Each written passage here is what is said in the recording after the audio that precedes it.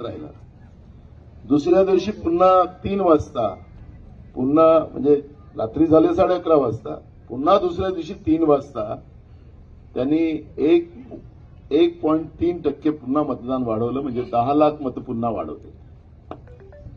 आम्हाला आश्चर्य झालं की 76 लाख मतं रात्रीच्या अंधारात कसे वाढले.